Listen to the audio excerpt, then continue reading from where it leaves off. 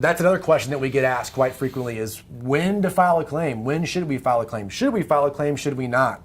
So I'll kind of touch on our process as an agency of what we do. We ask all of our clients in any claim scenario to contact us first as the agent on the policy prior to contacting the carrier. And the reason we do that, Nick, is because there are certain scenarios, believe it or not, where we would actually instruct you as your agent to not file a claim. And there's several factors that go into that. One of the biggest factors that goes into it is how much is the claim going to be for? And if you just contact the carrier and say, I need to file a claim, and you have no idea what the replacement cost of whatever is damage is going to be, then you really can't make an educated decision on whether or not it makes sense to file a claim.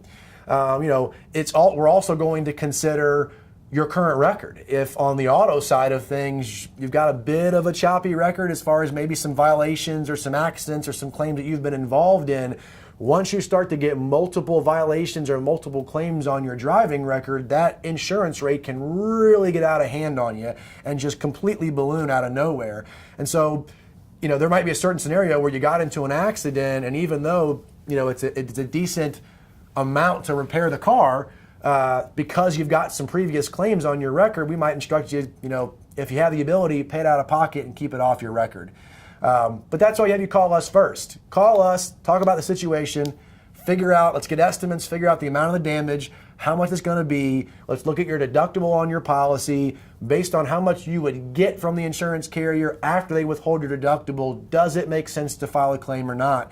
Like I said before, it's counterintuitive to most people to think, I don't want to file a claim. Why am I paying for insurance? Well, specifically on like the home insurance side of thing. I mean, you have like $1,000 deductible. Right. You get an estimate, there's $1,700 worth of damage. So you're going to be $1,000 out of pocket. Then you're going to get $700 from the insurance company. Great, everybody wants $700. Right. But now you got this claim on your record. That claim can stay on your record up to 5 years and impact your rates for the next 5 years. You would pay more in $700 in premium over the next 5 years versus the amount of money that you're getting from the insurance company. Absolutely. So a situation like that, we're not going to advise somebody to file a claim. Plus, there are situations where sometimes some people think that something's covered, and it's not covered in the insurance policy. Right. The insurance policy covers the structure of your home, and there are certain things that are excluded. So if somebody just goes and files a claim and is not even aware that something is excluded, it's still it can be a ding against you. If we go to reshop you around,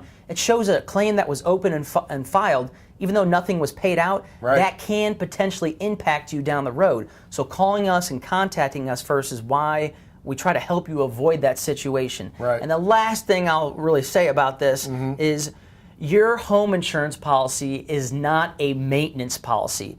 It is not meant for just general repairs.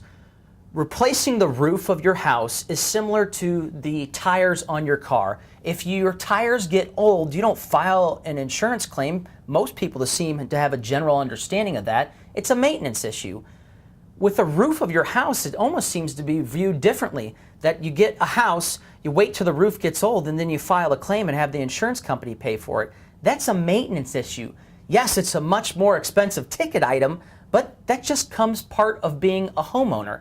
So if a random roofer knocks on your door and says, hey, there was a storm here about 6 months ago, I think we could file an insurance claim for you and get a whole new roof, just shut the door on his face. Happened to me 2 summers in a row. I'd had roofers coming and knocking on my door telling me I had an old roof and they could replace it and my insurance company would pay for all of it minus my deductible.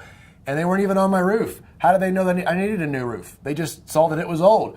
So you can get scammed by those roofers, so be careful about that. Beware those shady roofers Be careful out there. about that. One thing I did want to touch on, too, in regards to home insurance claims and when to file and when to not, real quick, is the type of loss. Certain types of loss are looked at differently than others. Specifically, and I give you an example, theft losses. I had a client that I signed up, and before I actually signed him up, his son was away at school at UC, and someone broke into their house, the kid's house, and he got his laptop and some gaming systems stolen from the house.